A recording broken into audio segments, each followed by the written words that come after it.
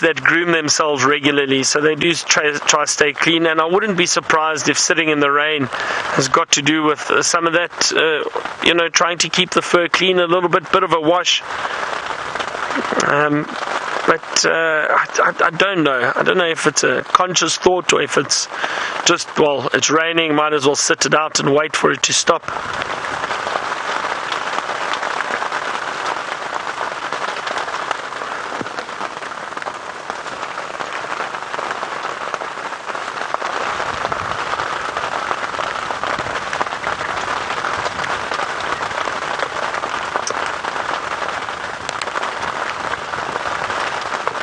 So I'm not too sure if it's worth leaving this line to look for anything else, because I don't think we're going to find too much, to be honest. I'm just scanning around at the moment. There's not much movement and listening. But I'm going to sit here a little bit longer and just see what happens. While I sit here, Stef managed to get a visitor in the tent.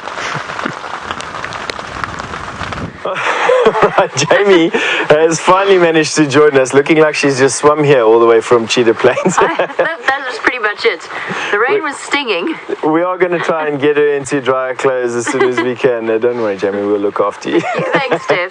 Look, my fingers have got all white and wrinkly and pruny. So what that means is that the skin, which is sort of semi-porous, has absorbed a lot of water. The water is dying now, and her remedies to her core to stay warm. We'll get her sorted out.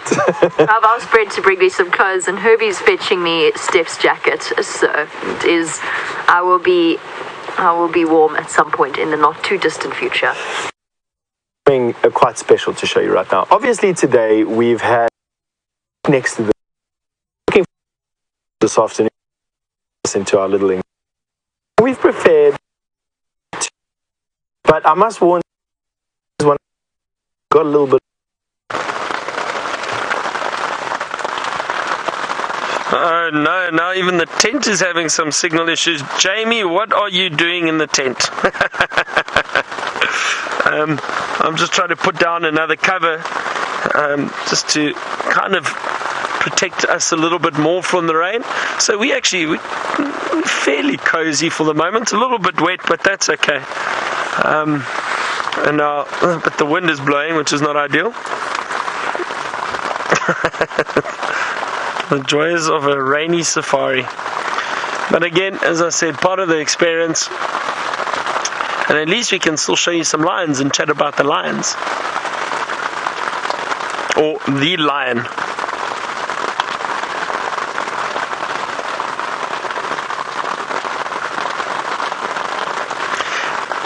It's actually, that's such a wonderful pose. It just looks like this lion is scanning over his territory and his, I don't know if you could say his kingdom. Often the male lions are referred to the king of the jungle, and it looks like he's just scanning across the Djuma dam, having a look for any signs of, anything that might be moving past. But it's a wonderful spot that he's found there.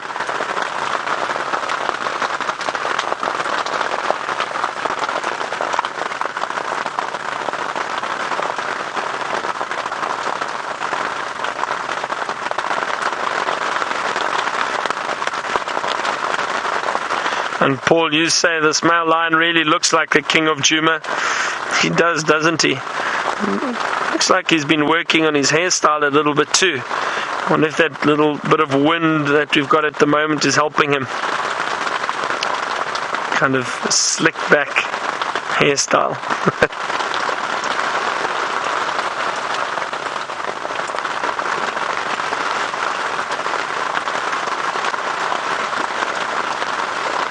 Well, just listen to that rain, everybody. What a wonderful sound.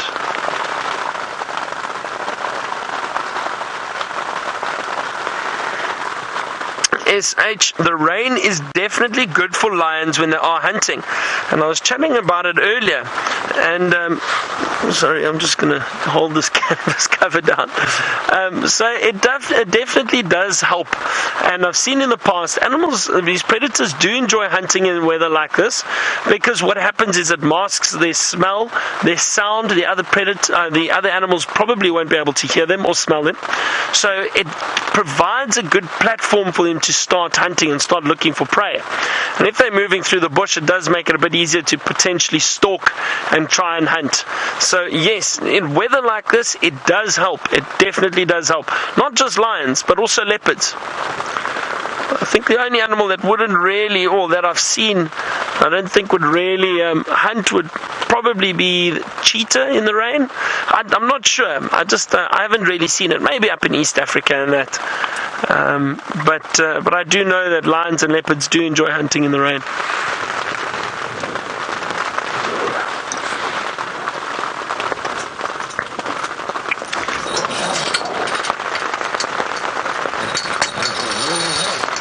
Sorry, just trying to stabilize this little rain cover we got here. That might help a bit. There we go.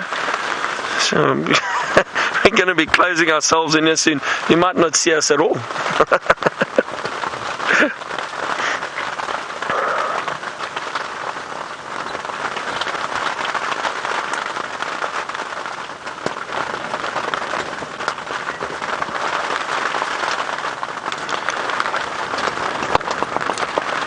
And again, we're so thankful for the rain, because it is so crucial that we do have this rain, and it is always very, very welcome. And I expect and predict a lot more rain this weekend, so let's see. It could be very, very interesting.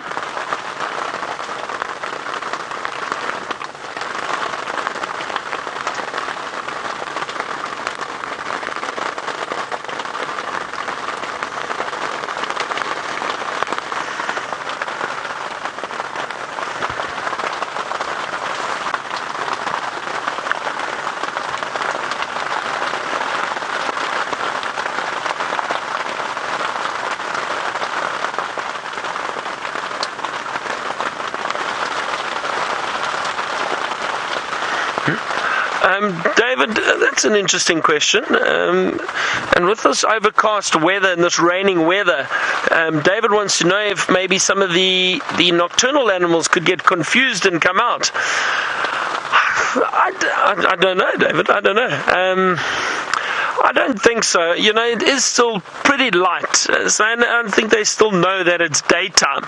I don't think the overcast weather affects it that much that they think it's dark. So I don't think so. I think if anything, this rain might keep some of the nocturnal animals hunkered down a little bit longer, and they won't necessarily move around as much during the night. That's one theory, but I don't think it would cause them to come out any earlier or cause any confusion. Oh, there's a bit of a yawn. Let's see if he gives us another one. Now we know, it's always a guess really, but generally the yawning, these lions and big cats do it a lot when they are waking up. They're trying to get more oxygen into the body, so trying to wake up and potentially move around. It could just mean that they're going to get up, move, change positions and lie down again. But a yawn is often a good sign that they might start getting a bit active and moving around. But let's see, I'm curious if he yawns again.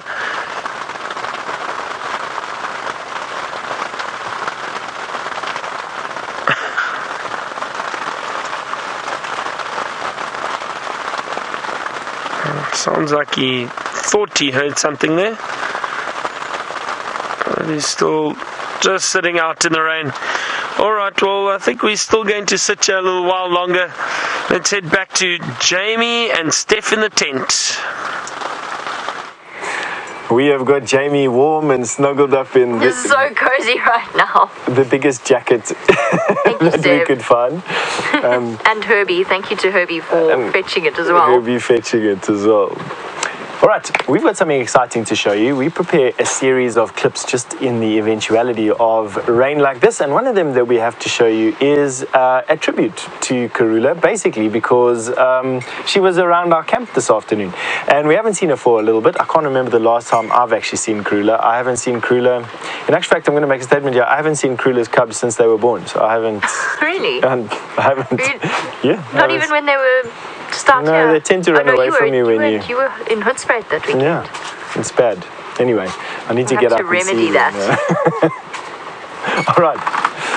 Now, it is about the sighting where Karula caught a little baby Nyala and then gave it to Hosana to finish off. So it is going to be a little bit graphic, and so for those of you with sensitive constitutions, what I'd suggest is that you blink rapidly, turn your head away, go and fetch a cool drink from the fridge perhaps. We're just going to be showing it here, and then Jamie and I are going to discuss it as well, so you can join us back when we're there. Anyway, enjoy the clip. We'll see you after. For those of you that are sensitive viewers, please turn away from your screens now. I'll tell you when it is safe for you to watch. Karula's just now pounced on a baby Nyala that she's managed to catch. She snuck up on it. It's still alive. It is still fighting and still kicking. But unfortunately, the poor little thing really doesn't stand a chance. Now look at this. Look at the behavior of the cub. It's coming in to try and help. Look, it's hissing at mom. It wants to try and help. And Karula knows. There we go, look at that. And she's left it. And this is how young leopard cubs learn. A very difficult sight for us to watch, especially where a little baby antelope is concerned. But it just goes to show the incredible power of Karula and how skilled she is as a huntress. Oh, what an incredible series of events, from Karula catching the Nyala to the movement of Hosana moving in and hissing at her, and the fact that she did just leave the Nyala to him. So she knows that this is something that he has to learn.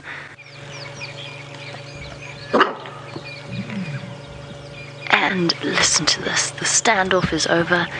She knew there was something, but she didn't realize what it was.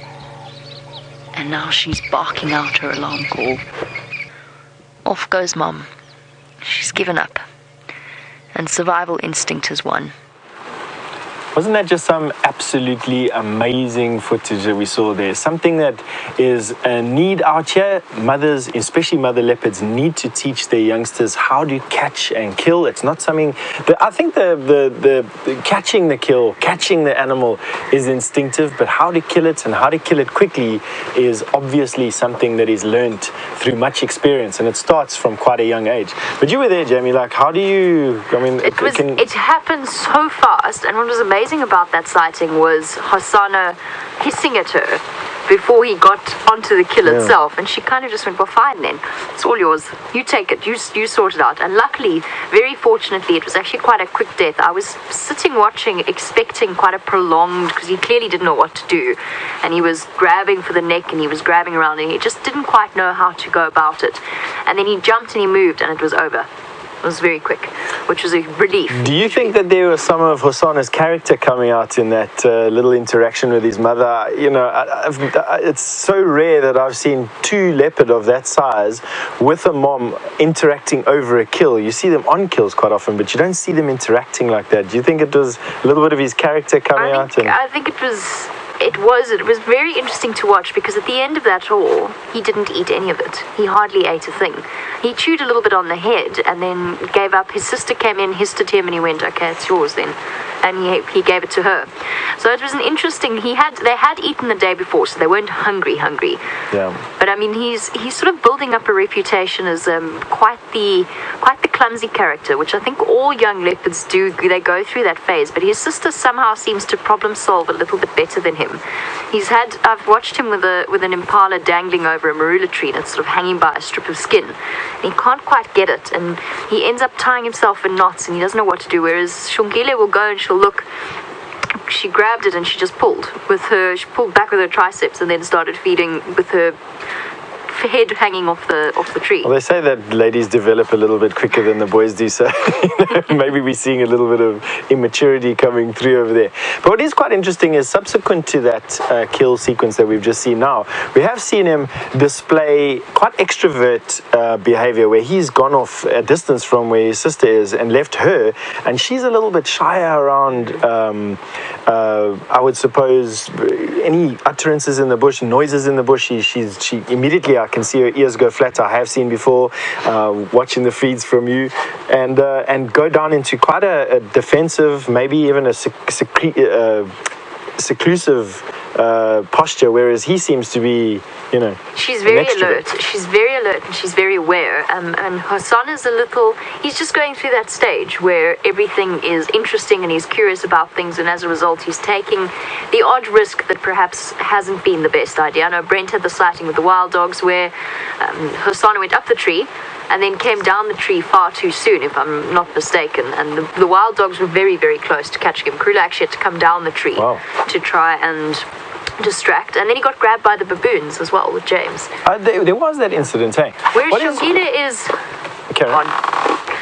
She's gone. As soon as clever girl. I think leopard, they stay alive longer when they learn how to run away first and not to fight. But how long did he take to kill that little nyala? Must have been 40 seconds. It was a lot shorter than I expected. Really? Because the way that he grabbed it, he tried to jump up out of the drainage line and he broke its neck really fast. So its neck snapped and it was over. Isn't it amazing at how strong a leopard's jaws are, even at such a young age, where they haven't really had much exercising to do, much the same as hyena and lion. Young cubs tend to chew as much on whatever they can find as possible, and it's just to develop those massive jaw muscles. We have got a leopard skull here to show you just how big those muscles are.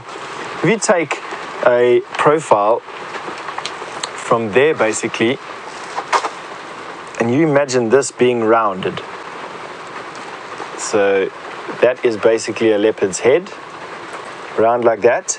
Everything that you see where my hands are is muscle attachment, making for an enormous amount of bite force, and that obviously needs to be exercised. And the fact that he managed to break that little nyala's neck so quickly is just incredible for me. Hopefully it bodes for things to come. I know his, what would you call it, brother. Quarantine. Quarantine, yes, his brother. His brother, excuse me. It gets confusing. It does get a bit confusing. I know Quarantine has the ability, or has learnt, that he can kill kudus quite easily. Yeah. And I know that he's got a reputation for killing full-grown kudu, and as recently we just heard down the pipeline that he killed a full-grown male kudu. Now this is a 500-pound animal that a leopard weighing maybe 100 pounds at the moment, maybe a little bit less than that, has managed to subdue and kill quite easily. It just shows you the genes are strong in these ones. I know. I don't know what Karula puts in her milk, but obviously it works very, very well. Now, Roger, you wanted to know, because you sort of got the idea that Shongile will become independent sooner than Hosana, and you're wondering what sort of ages that we're looking at in terms of when they will become independent. So Shongile, it will probably be earliest at 1.5 years, maybe probably closer to 2. Hosana will probably stick around, and what you'll find with males, they stay in their natal area for quite a lot longer than the females, and they go back and they visit mom and they have some of her kill. Sometimes they've even been recorded sharing kills with their mom and her new litter, because of course at some point around 1.5 years, when they're 1.5 years old, Karula will go back into estrus and start mating again. Now, all in all, I think we've really... I'm sorry you've missed out on this set of Karula's cubs. They are such wonderful little characters. I must say, I'm not that sorry. I quite enjoy being out on foot. I would choose that over... I see enough of it on the screens with you, in any case. And it's amazing how you always manage to find them. All right, on that note, we're going to send you over to a wet Byron, who's still sitting with that male line.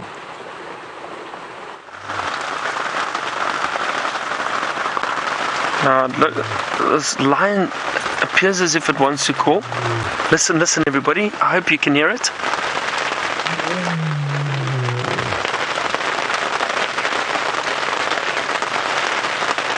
I'll move shortly.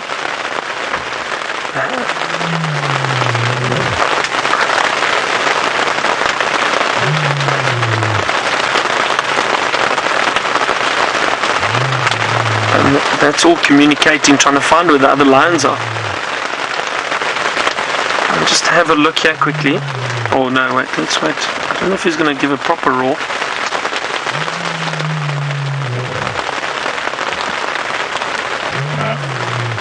Doesn't look like it. Maybe. Well, but we will follow him. Just wanted to show you something very beautiful quickly. I've got a stowaway.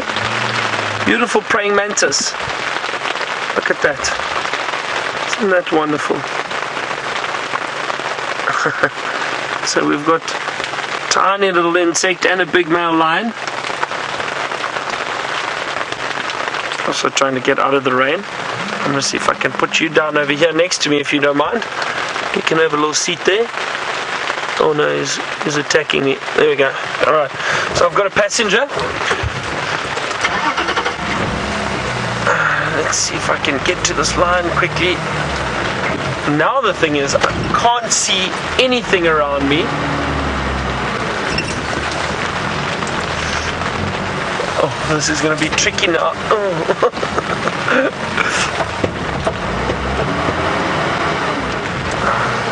Hang on, sorry, hold on.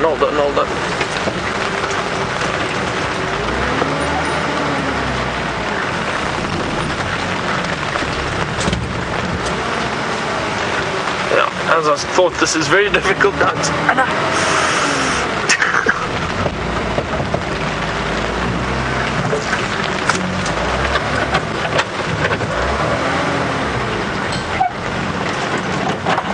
Pete, you want to know if lions are good swimmers?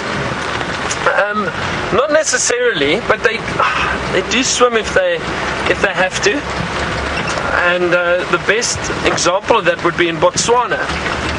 And we have lions in Botswana, especially in the flood season, that they do. All he's done is he's moved into, but an area that's a little bit more sheltered. And there he is. So half a little call, but nothing serious, and those settle down again.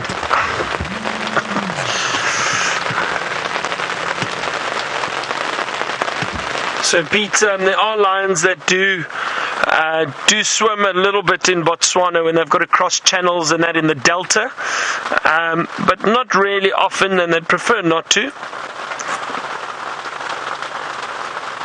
But they do, and they're fairly decent swimmers. Not great, but they will if they have to. You can hear there's another little bug buzzing around in here somewhere in the car. We've got a lot of hitchhikers today, which is alright.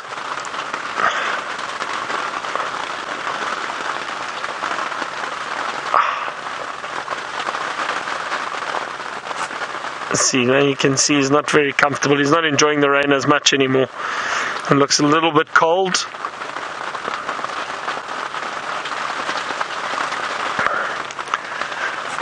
It's tough to say really. He's kind of facing the rain. Yeah, he's kind of facing the rain at the moment.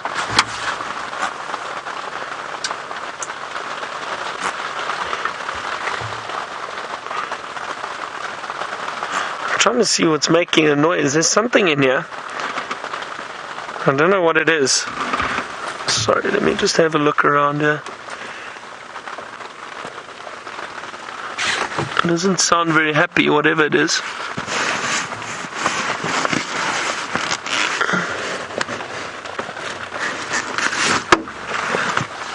I don't know, I can't find it. A little bug of sorts. It's just in there, and I can just hear it buzzing around our rain covers and everything that we've got in the vehicle. Well, I know how this lion feels. He's just trying to get warm and look, oh no, he's hiding his face behind that stick. I'll have to move a little bit so we can see his face properly. Let me move slightly for us.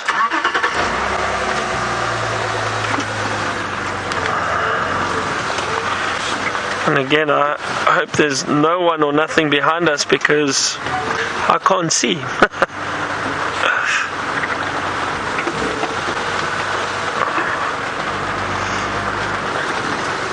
There we go. Gert, how's that? Is that a bit better? There we go. And again now, because we've got the rain cover on, or the roof on, just got to position a bit better so that we can see it. Oh, there's still some little sticks in that, but at least we can see them clearly.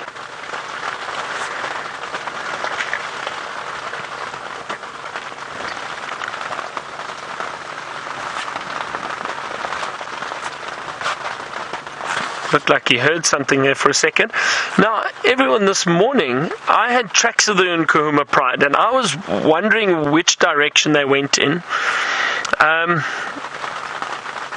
Now, from what I saw, from the tracks that I saw, it looked like they walked across along the Buffelshoek cut line, and then they headed south onto Djuma and near a road called Hyena. So where we are sitting now, if I can show you from where we're sitting, it was in that direction and not too far, probably about a kilometer or two, so maybe a mile, just over a mile in that direction. That's where I had the tracks and where I thought they were moving through into the block, and I thought the lions were possibly still in there. So maybe this male still meets up with them tonight at some point, if they do return a call. Or the call from the line, not an actual telephone call.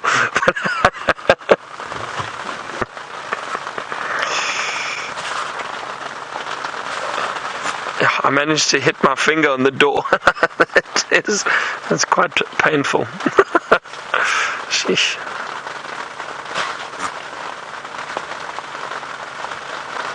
I think we deserve an extra helping of dinner this evening. Gert, what do you think? Sure. For pancakes.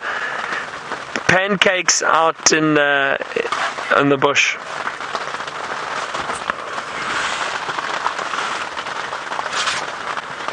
Emma, you want to know if the behavior of the animals changes in this weather? Yes, definitely. As you can see, I mean, this lion's still lying down into the cool weather, but he's trying to get a bit of shelter. He's under that little bush, trying to get out of the rain as much as he possibly can. But again, it's not easy. I mean, you're still going to get wet out here no matter what. We definitely see that some animals don't move around as much. A lot of the antelope species, especially these young impala, or the impala with the youngsters at the moment, they will all be congregated very close together, because if they're together, they can rely on one another to keep an eye out for any potential predators. And if they do see any, it's a bit easier for them to move and get out of harm's way. So a lot of the antelope species will move, not just antelope, some of the other animals too, perhaps buffalo and that, maybe move into an area and get a little bit closer to one another. And because of this rain, it's harder, as we spoke about earlier, it's harder for them to pick up on where predators might be, and they can't hear them or smell them. So they'll move into an area that's probably even a bit open so that they can see a lot better, but that's mainly at night. At the moment, with it still being light, they will still be able to see quite well, but they'll try and probably head under the trees, but in closer or congregate closer, a lot closer, so that they can keep an eye out for any danger. So it does affect the movement and behavior of animals, definitely.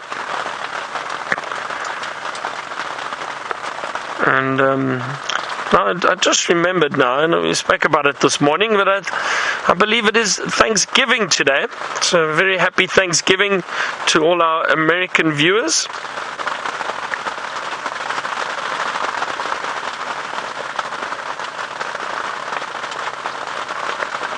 I'm sure there's some turkeys that are going to be roasted a little bit later today.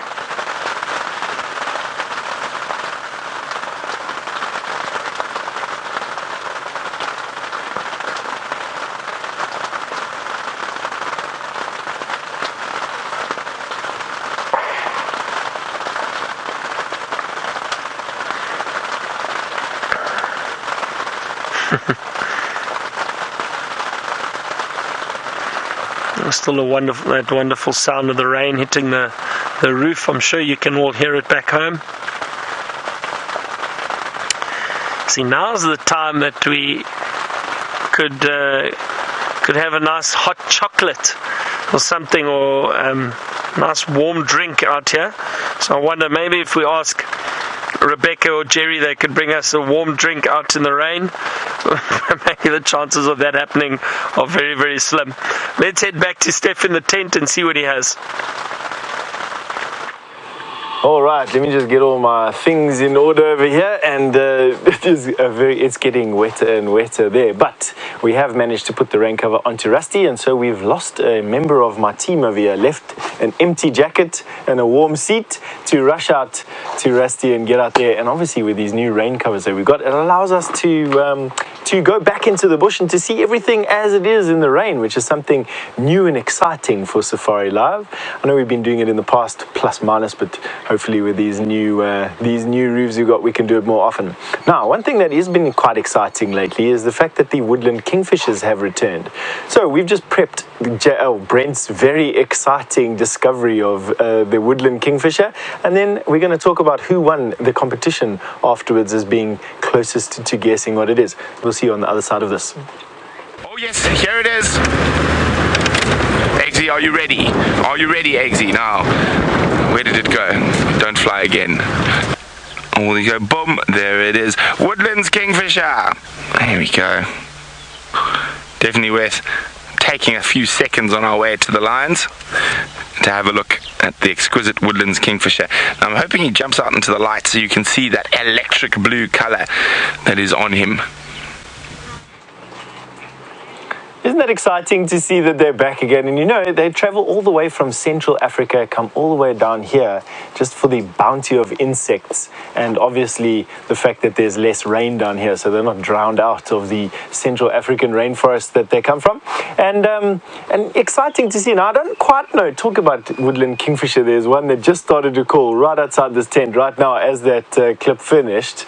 And but anyway, talking about that, I'm sure I'm going to hear in a little bit who won the exactly, it's coming through. Kirsty chose the closest date on the 23rd, so that means that she was the closest. I don't know quite what prize she's going to win. We'll have to think of something, I don't know, a bucket of water on her head or something like that. Oh yes, she wins her pride, as Rebecca has just told me in my ear. Now, those Woodland Kingfisher are quite, for me, one of the most striking birds out here. Now, Andrew has just asked me something about migrating birds. I'm sorry, Rebecca, you're just going to have to repeat that for me if you don't mind. Has the drought impacted the return date of the migratory birds? Andrew, you asked me that question now. That's a good question. Generally speaking, the birds that have left here and gone somewhere else wouldn't know that there's a drought here, and so they would arrive normally at the normal time. What I would think would happen is that at the end of a dry year, at the end of a dry spell, they might leave slightly earlier to go back up to wherever they go and spend their season. I don't think that it'll impact them much unless where they're going to is also having a bit of a drought. Now, it's not uncommon to have droughts over very large areas and expanses, especially for these woodland kingfishers that go all the way up to the Central African rainforests. If the food is not that available out there, or the rains come early, for instance, they will move down here. Varies a couple of weeks a year. I suppose the danger out here is to think that everything is sort of static and that everything is in some form of equilibrium. I like to believe that nothing is static out here and that nothing is in equilibrium or in balance, that everything is constantly shifting. There's so many dynamics that change the way animals behave, birds migrating, insect eruptions, the way different mammals behave with one another. We really don't understand all the different variables there at all. And, it's quite exciting to see every single year that comes through over here that something different happens. Now, Lionheart, you've asked me to describe to you all, or run through all the different kingfishers that we got here. Let me see if I can do it without my bird book in front of me. Let's start at the biggest. We've got the giant kingfisher, pied kingfisher, woodland kingfisher, grey-hooded kingfisher, grey-headed or brown-headed, grey-headed kingfisher. We have got malachite, pygmy kingfishers. Let me see if I can remember anything more. You're going to see my eyes unfocus here as I'm busy trying to think if there's one that I've missed. Of course, there might be one or two that I've missed, and for those that I've missed, feel free to just sort of tweet them through to us quickly at the hashtag Safari Live, or use the email questions@WildEarthTV, and I'll share the ones that I've missed. So let's just start perhaps from the smallest one again. Pygmy Kingfisher, Malachite Kingfisher, takes care of the two smallest kingfishers. Next up on the line would be the grey-hooded Kingfisher. Oh, the brown-headed Kingfisher as well. Striped Kingfisher, I forgot. Pied Kingfisher and the giant Kingfisher. I'm going to say that. I've probably forgot one. I feel like I'm forgetting one. Oh, and Woodland's Kingfisher, of course, as well. There's also that Woodland Kingfisher we just had a look at. And so, yes, I feel that that's pretty much it. So quite a few, in actual fact. Right.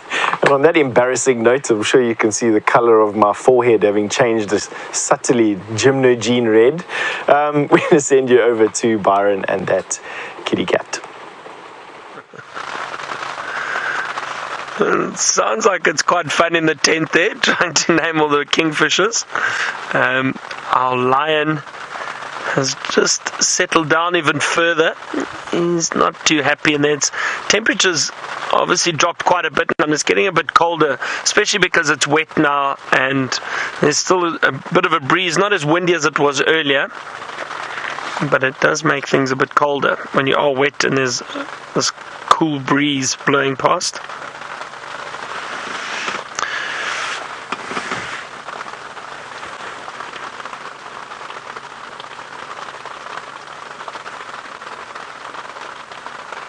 Shall we have a look at our little praying mantis again?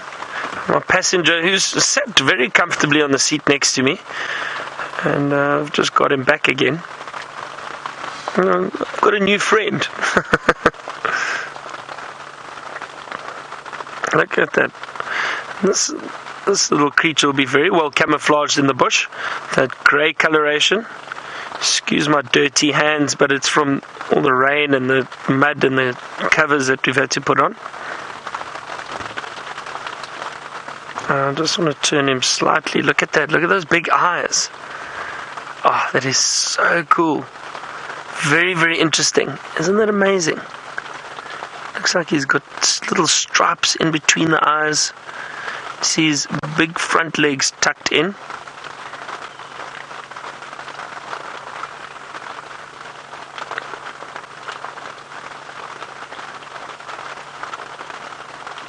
That little leg of his, and I don't know if he's got a cramp, but he's been stretching it a lot, so I'm not sure what he's doing with it.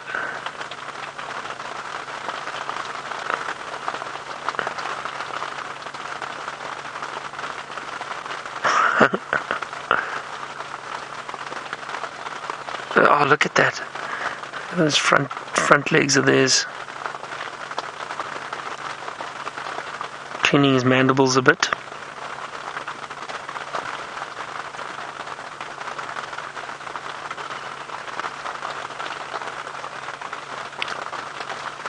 They are incredible little creatures, these little praying mantis, or praying mantids. Oh, the lion has his head up now. Oh, there we go. Come on, roar for us. Please. Oh, wonderful. Look at that, shaking the water off. Listen, listen, listen.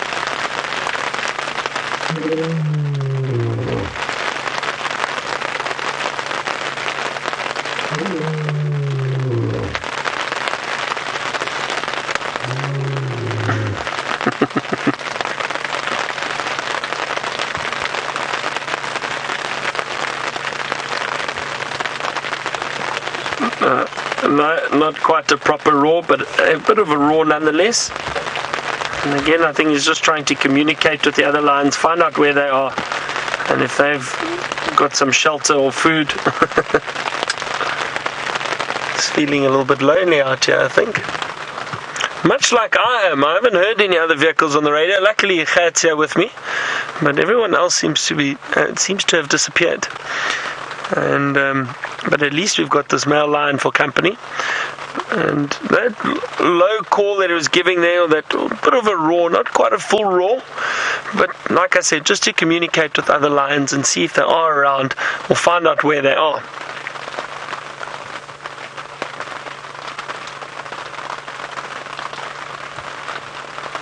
A lovely sound. It's so nice to hear those lions roar.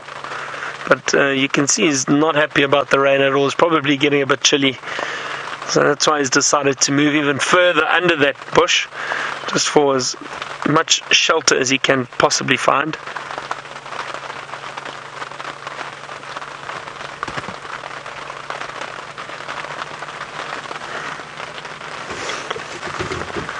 Got another little stowaway. Oh no, where did that go?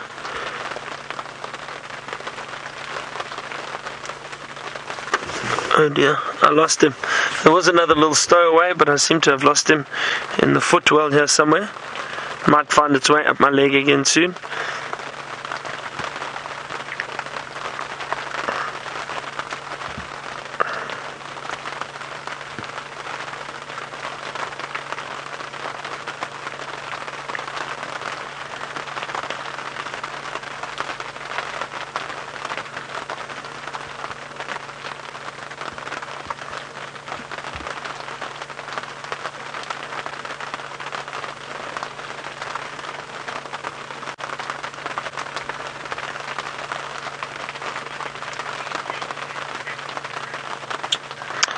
So it sounds like Jamie's back out.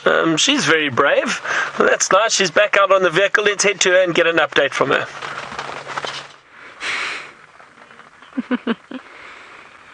I hear that Byron has been looking for stowaways in his vehicle, and obviously, yes, we are back out. Rusty's roof is on, and we are ready to go and ready to join Byron in his adventures. Oh, got something to show you. How's that, Chandre? Isn't he gorgeous? This little rhino beetle. He was sitting at my footwell. I'm just going to uncover my monitor so that I can see what you're seeing. Whoa, whoa, whoa, sorry.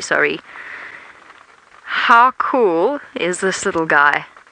No, don't fall. Whoa.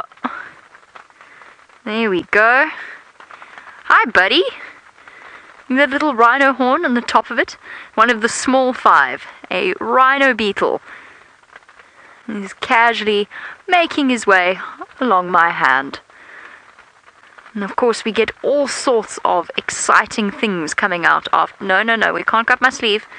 No. Oh, we're going. And we're gone. Hold on. Sorry, little guy. Girl. Here we go. No, sorry. I know you want to be in there, but you can't be. I'm sure I would want to be in there as well. It must be really nice and warm. A truly fantastic, almost prehistoric looking creature. All part of the same family as the dung beetles, and the same family as the strongest beetle in the world. Their equivalent strength is absolutely massive. If they were human-sized, they would be beyond our comprehension in terms of strength. You can see the little antenna working furiously. And each and every single one of these beetle species will be covered in mites that help to keep them clean, help to keep the bits of them moving and working, and the joints all working, because of course they've got all of these jointed leg and head parts and body parts. Where would you like to go, buddy? What would you like to do? You want to be let loose. And they've all come out after the rain. And cleaning his feet a little bit, stretching out. Look. You can actually see the casing, the wing casing, starting to shift. Can you hold them a bit further up and get closer? Bit further. Yeah. Bit further. There we go. What you doing? Look at that. How cool is that? Stretching, cleaning. I'm hoping he's not preparing to deposit something on my hand, but it wouldn't be the worst thing in the world. I love watching the way that these beetles move, and I find that it's the same with all of them when they walk. Look at that. How double jointed his legs are, moving in every direction. But if you watch them walking, you can see just how well the 6 legs work together in tandem in order to propel the beetle forward. So what will happen is it will put, I've watched this many times in slow motion. Wow, I did not know their legs could bend that way. Wiping himself off. If you watch him as he walks, as he starts walking forward, and I'm going to put him on the dashboard cover in a moment, watch the way that he walks. So the 2 feet on the outside, the front one and the back one, will move forward whilst he pivots using the opposite side, and then he'll swap around. So he essentially walks one side at a time, but the front foot and the back foot move together, and then the middle foot. So the front foot and the back foot of one side will move at the same time as the middle foot on the other side. I hope you got all that. It sounds very complicated. It's not. I'll show you exactly what I mean in a slow motion video. I think I still have it.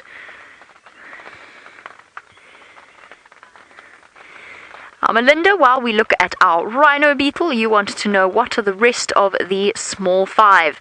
Okay, so we have the rhino beetle, we have the elephant shrew, which is a little rodent-type creature that we hardly ever get to see, actually.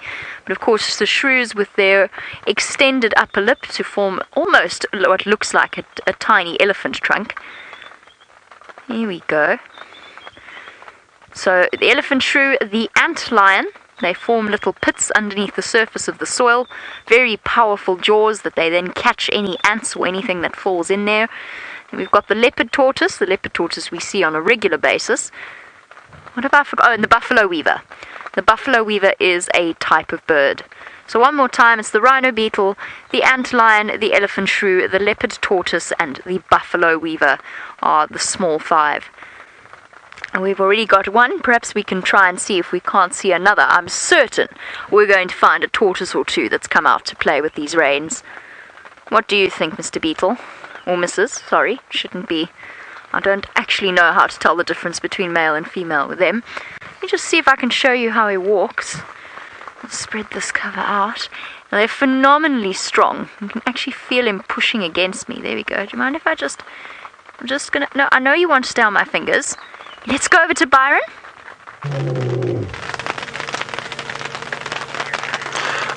All right. I'm hoping he calls properly. Listen, everybody, listen. He has started calling again. Oh, not quite. It started out like it was going to be a big roar.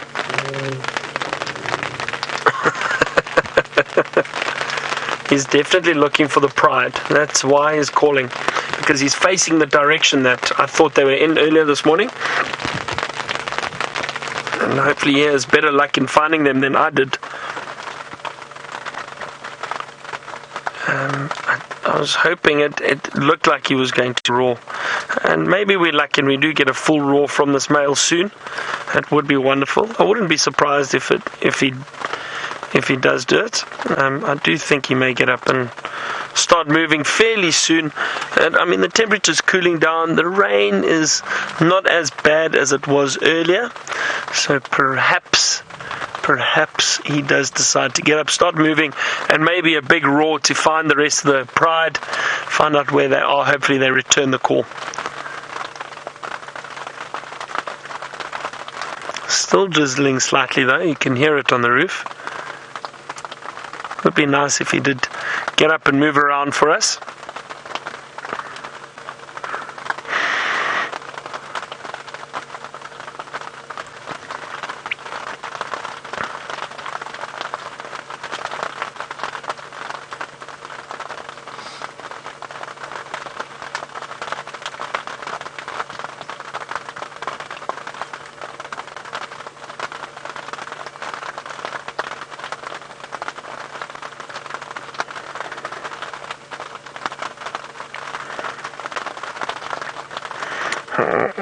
Alright, sorry, let's head back to Jamie, and she's got the rhino beetle she'd like to show you.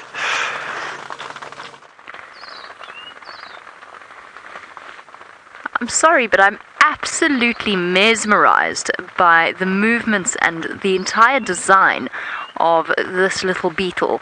It's almost like a living robot, the way that it moves and the double-jointed nature of its legs, and just everything about it is so perfectly designed. I think it's actually doing a little bit of drying off now. Remember how it was rolling its abdomen a little bit earlier? And while we've been sitting here watching it, just after, while Mfumo was doing a half-hearted roar, the wings started to poke out from the back, or started to poke out underneath the casing. And I think it might have been drying its wings. That was Jandre's suggestion, and I think he might be spot on. Drying off its wings after perhaps getting soaked on the drive back from Cheetah Plains. I know the feeling, little beetle. I know exactly how you feel. Everything about it is fascinating.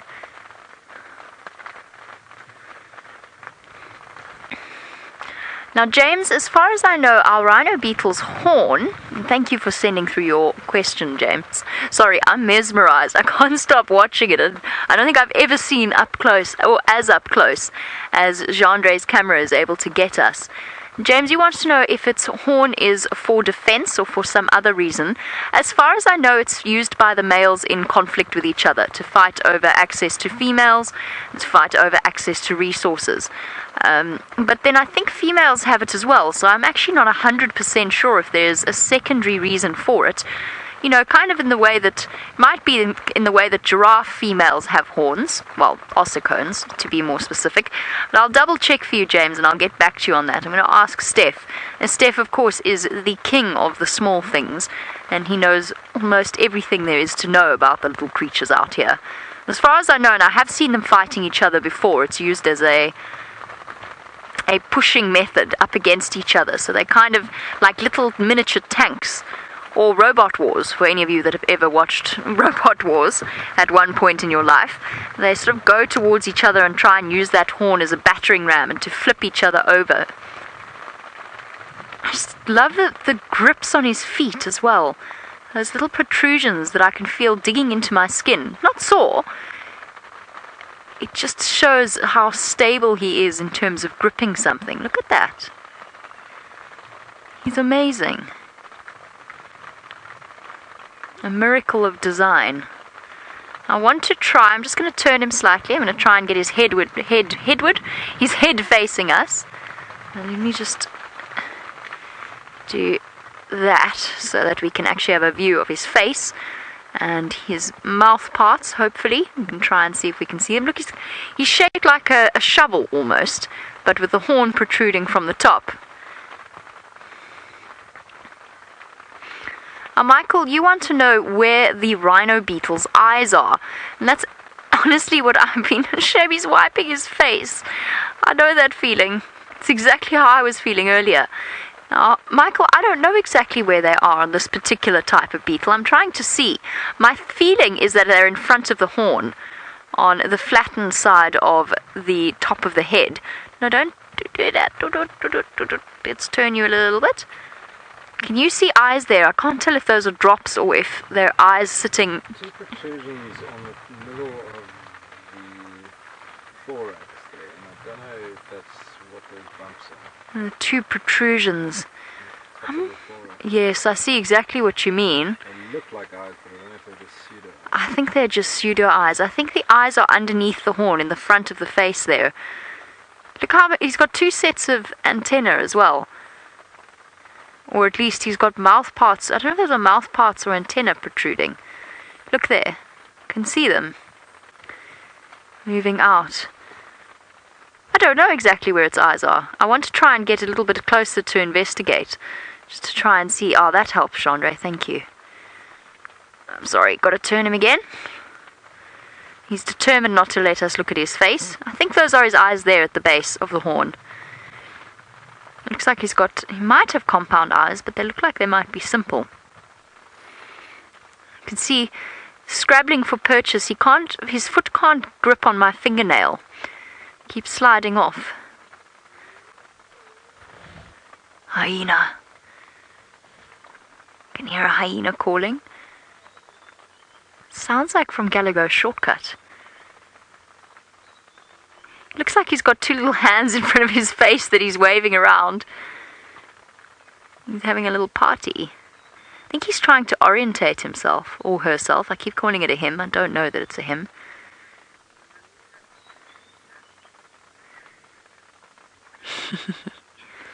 He is mesmerizing. It is mesmerizing.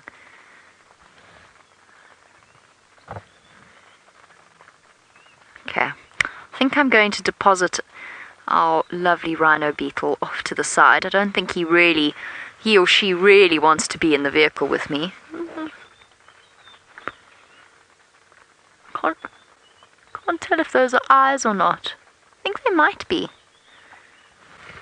No idea. I'm going to have to go and do a closer examination of rhino beetle anatomy. Sorry, I was going cross-eyed trying to focus on this beetle. I'm going to jump out and pop him down outside, and then I'm going to go and look for the hyena that's calling. Okay, let's release you into the wild, little guy.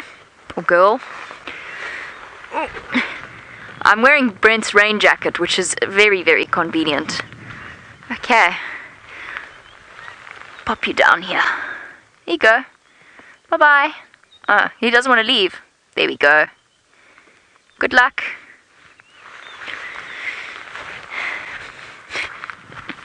Let's go and see if we can't find that hyena. And I'm going to go and find out a lot more about where the eyes and the anatomy of those beetles.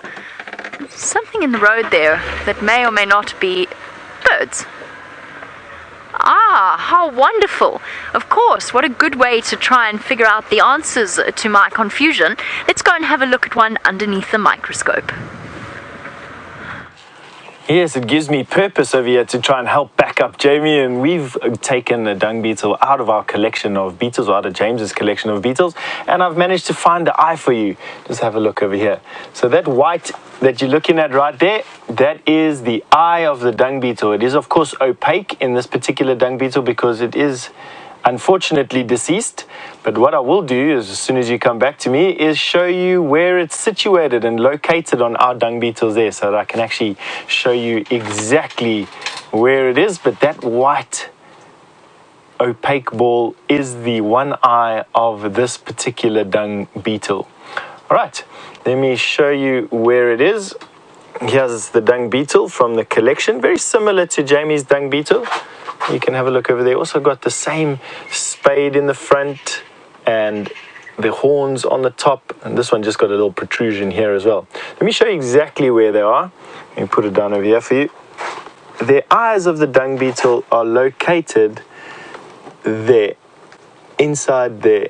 Let me see if I can turn it towards you there. One there and one there. That is where the eyes of the dung beetle is, located just behind the head, and that's what it is.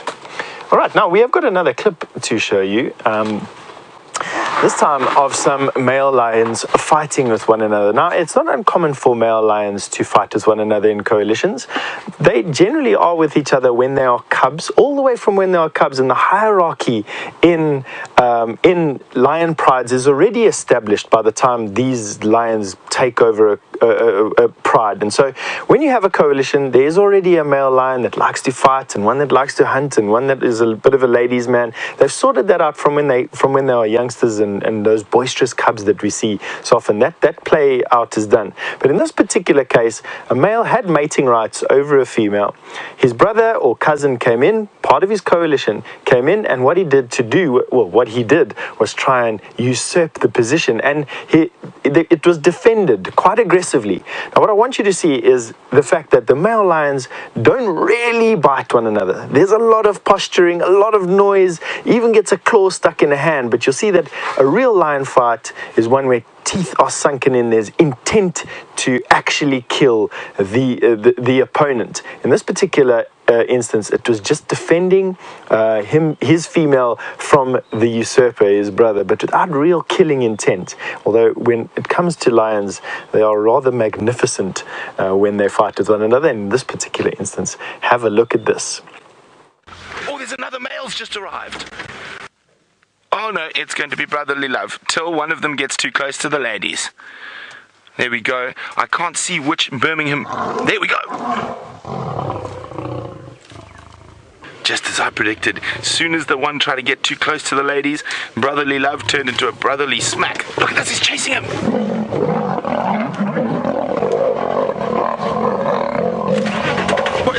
They're fighting. The lioness has joined and beating up the male. Okay, we've got to get in there, guys. We've got to get in there. Hold on.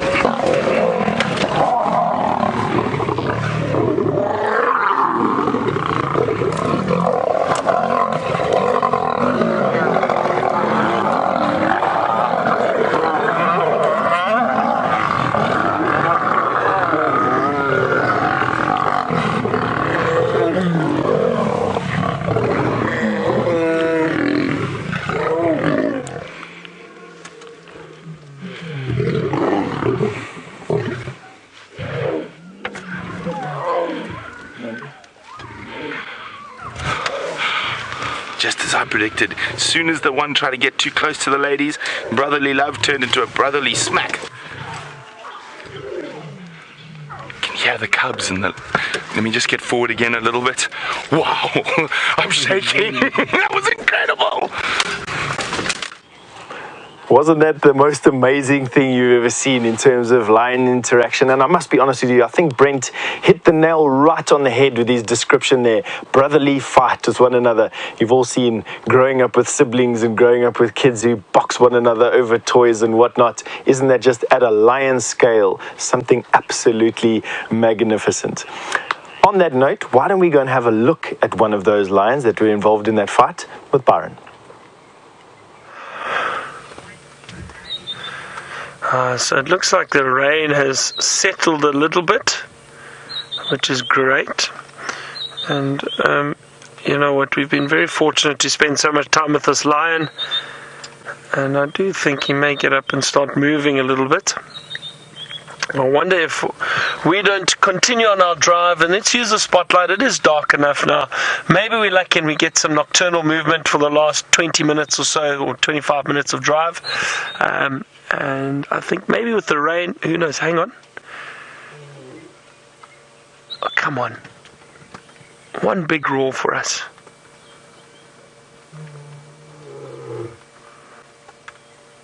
So I'm asking very nicely.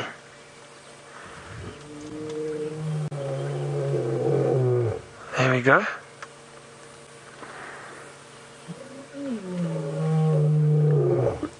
Oh. Come on.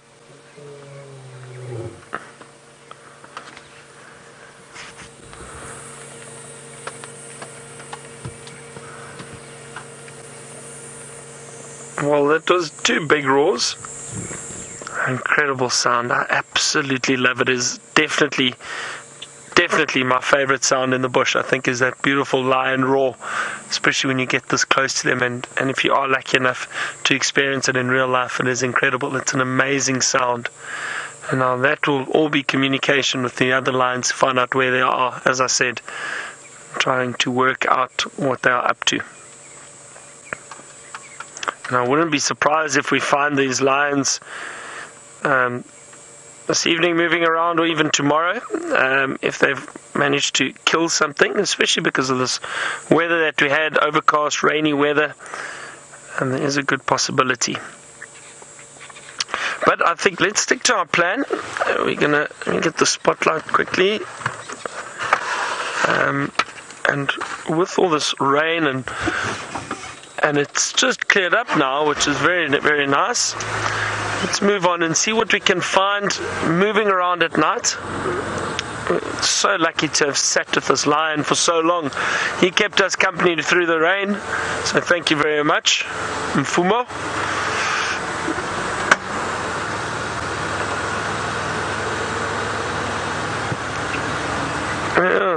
Eleanor, thank you for your comment. You said you enjoyed sitting with the lion and always wondered what lions do in the rain when it does rain. So as you could see, not much. Try and look for a bit of shelter and settle in. So it was really great to sit and spend time with him. And that's what it's all about at times, just patience and sitting around, enjoying the sightings and not racing around, just trying to see how much you can see, because I find you do miss a lot of animals' natural behavior if you are racing from one sighting to another. So especially when I'm guiding guests, I like to take my time and sit and really enjoy a sighting with the guests. And you have a plan. You've got a 3 or 4 day plan. Obviously with us it's a bit different, but generally on a safari you've got a plan. So you'll plan to go and look for lions one day, and plans do change out here constantly. You never know what you're going to see or bump into, but it helps to have a bit of a plan, and that you don't rush around just wondering what you're going to see next. Appreciate what you're seeing in the moment, and don't think about what you're going to see next, because I think sometimes we take for granted these wonderful sightings when we are sitting with these animals, like a male lion like that, and enjoying him roaring and moving around, shaking the rain off of him. It's important to enjoy those special sightings, because who knows when it's going to happen again. Just trying to have a look and see if we can't find any little scorpions or a chameleon.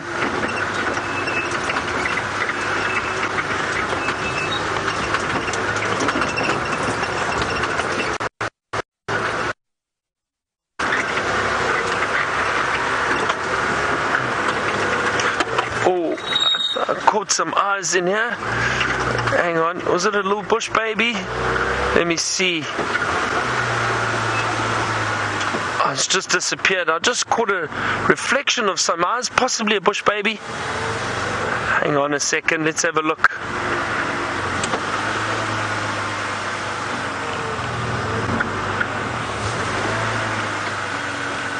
It was very, very brief, and it seems to have disappeared. I think it was possibly a bush baby, but one that was just hiding in this thicket. We might see some others around here, perhaps.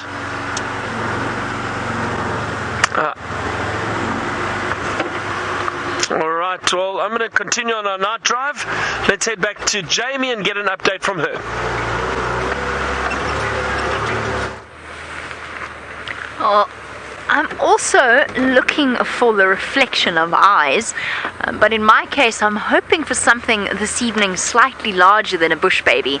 Not that I don't really love bush babies, but I imagine, given that they're difficult to film at the best of times, I can imagine poor Gendre trying to struggle to film a bush baby with the roof involved as an additional complicating factor.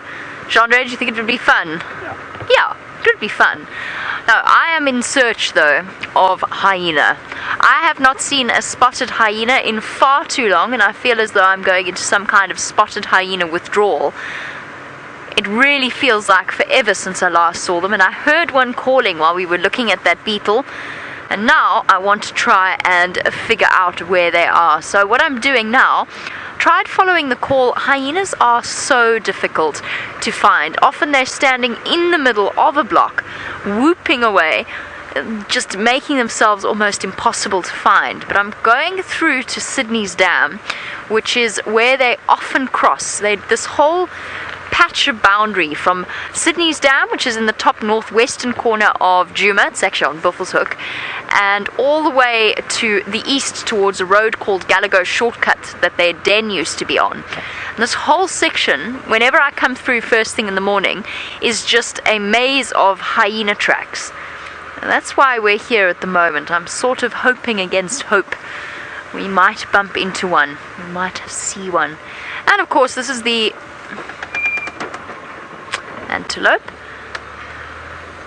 This is the area where Viam and myself saw the African wildcat, which should also be an incredibly exciting find.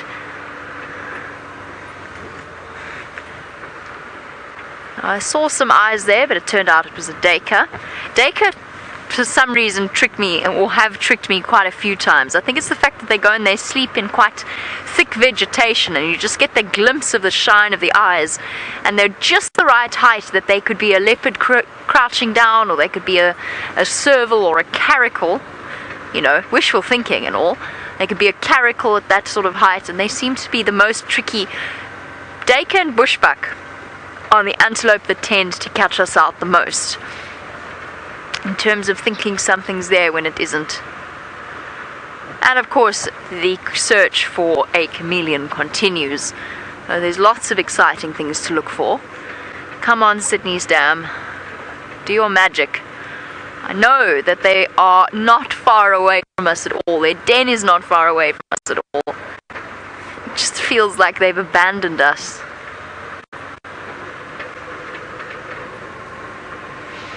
It's quite a beautiful evening now that the rain has let up. And aside from Jean-Bray and myself feeling slightly damp, it has really been a lovely afternoon. I'm still riding the high from the Styx cubs. They were absolutely awesome. Something's there. Hold on. No, Impala. As soon as you see multiple eyes reflecting back at you, you're almost guaranteed to be looking at something like almost inevitably something like a herd of impala. Now, for our newer viewers, I'm listing off all of these antelope, but I'm not stopping to show you them.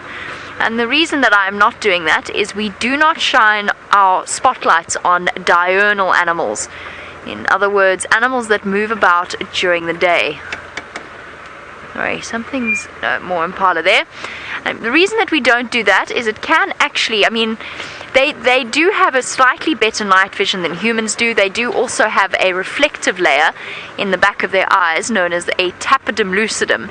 But it's not as effective as it is in nocturnal animals like the scrub hare that I'm trying to show you, but that is playing hard to get. No. Oh, sorry. So we don't spotlight the diurnal animals because ultimately if you shine, it's okay to briefly sort of pass over them with a spotlight. But if we were to sit for a couple of minutes at a time, what we actually do is we take away their ability to see in the dark temporarily, but just that is enough to make them vulnerable to a predator attack. And that is, yes, completely unacceptable. Haha. Hello. Long time no see. Ha. Finally, a right call when it comes to our hyenas. Hello, you two. And where have you been all our lives? Well, not all our lives, but the last few months. On your way straight into Djuma. Hey? Why don't you stay there? Here goes the sloping back of the spotted hyena. There's a second one all the way at the back there. We're going to try and stay with them for as long as we possibly can. So just hold on one moment. I'm going to reposition to see. They're so fast that they are very, very tricky to stay with. And we won't be able to follow them through this dense vegetation. But let's put ourselves in a position that this one's going to walk right past us. Yay!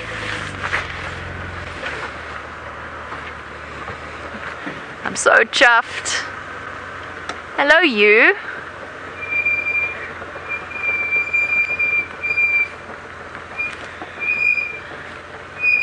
Oh, sorry about the squeaks, everybody. Hyena's not too bothered. Right, which path are you going to walk? See if we can get a nice IDing shot. I know you're blocked, Andre, but he's going to pop out in a second or two. Hello. I don't even know which hyena I'm looking at anymore. It's been that long since I've seen them. Oh, one very full hyena.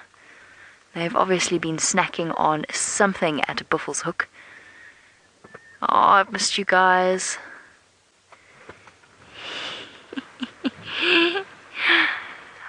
That is a spotted hyena. An animal that we used to spend hours and hours with back in the day when we still had them denning. In other words, looking after their babies on Djuma. Oh, I can't see behind me. And then one day, just like that, they upped and left us. And they moved to the north of our Traverse area, so the north of where we can drive. Now, many of you will think of hyenas, perhaps for our new viewers. Which way are they going to go? Let me see if I can meet them on Sandy Patch. I'm hoping, no, they're going to Access Road. Alright, let's try. We're going to try. Some of you that perhaps have only joined us recently and you've missed out on the time that we've spent with the spotted hyena, you might see them as something that is to be reviled, as terrible, cowardly scavengers. And that, of course, could not be further from the truth. They're very capable hunters, although they haven't needed to hunt all that much at the moment. They're very capable hunters, they're very intelligent creatures, and they have an incredibly complex social structure and hierarchy that is fascinating to observe and to follow. And what we were in the process of doing was really tying together an idea of who was who in the hyena clan, what kind of role they played, whether it was I think we'd figured out who the matriarch was, we'd figured out some of the high-ranking females, the low-ranking females. So all in all, we were really coming to get to know our hyena clan particularly well. Sorry, I've just got to dim all of my lights so that we can go past these impala, especially since they are all pregnant, except the males, of course. Hello, ladies.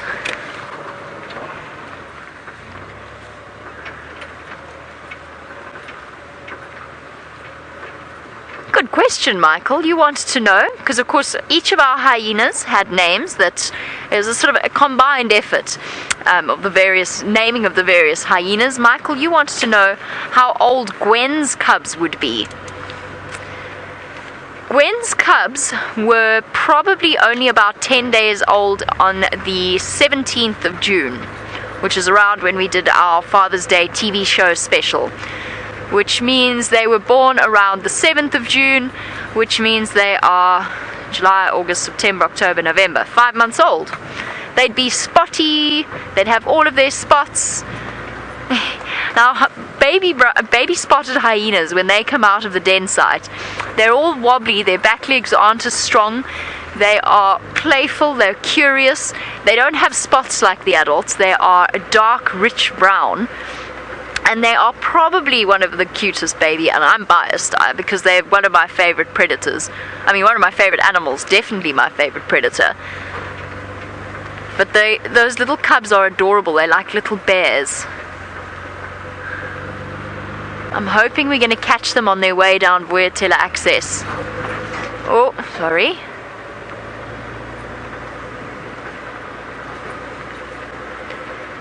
Oh, while I search for our hyenas once again, let's head across to Stef so that he can say goodbye from the tent.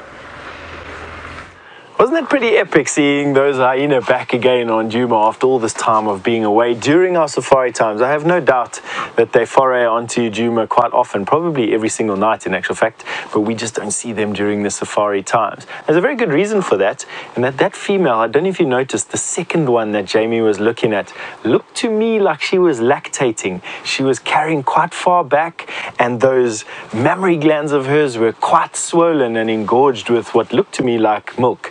I'm almost 100% sure that there's some new baby hyena running around with that particular clan. And that is probably why we haven't been seeing those hyena here.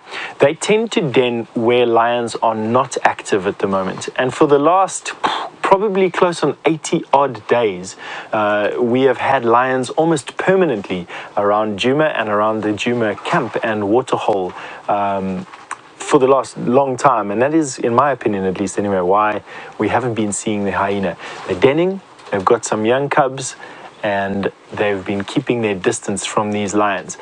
No doubt though that as the grass starts to get longer and starts to come up in all these areas that have been a bit denuded of grass lately, where there hasn't been any water, and the herds start to disperse, and with it will go the lion's source of easy food, or easily to come by food over here, and they're going to start dispersing across their home range again, and it's going to make it more difficult for us at least to see the lions. But I think what's going to happen is we're going to see a sharp increase in the sightings of hyena again, which is quite exciting. Nice consolation prize, at least anyway.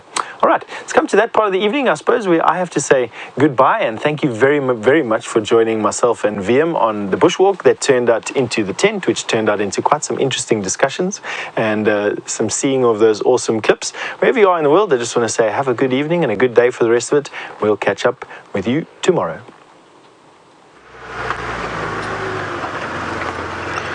So no luck just yet, everyone. I'm so glad Jamie got to see that hyena. So funny, she just said she wanted to see a hyena. We could hear them. When we were sitting with the lion earlier, we could hear hyena calling. But I'm so glad she got to see one. We haven't seen hyena for a long time. That's really, really great. I'm searching for chameleons and little scorpions, but no luck just yet. But who knows, we might find something soon. We've got a few more minutes.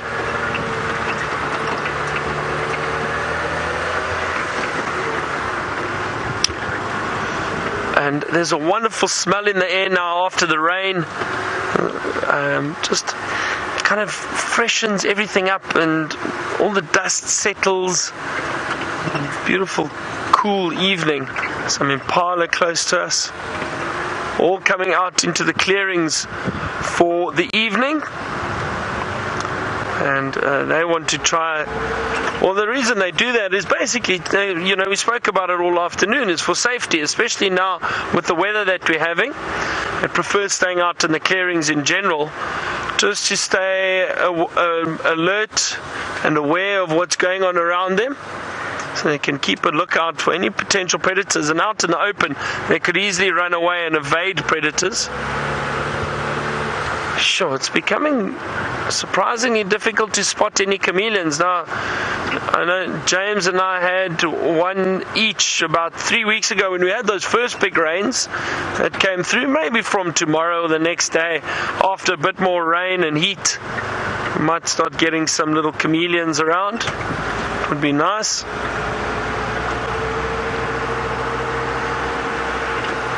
Now, something else I'd like to see that I haven't seen for a while are the giant eagle owls. Now, when I was here in June, we managed to hear them quite often, and I saw about 3 or 4 that I managed to find while we were out on drive. But for some reason at the moment, I haven't heard a single one. So hopefully we'll have some, who knows, maybe soon again we'll be able to find some. Anyway, I'm going to say goodbye and good night to all of you. I hope you've all had a wonderful drive. Thank you for keeping us company. Hope you enjoyed it, even though it was raining. Thank you very much to Gert on camera with me this afternoon. And we're going to head back to Jamie. We'll see you all tomorrow. Bye, everyone.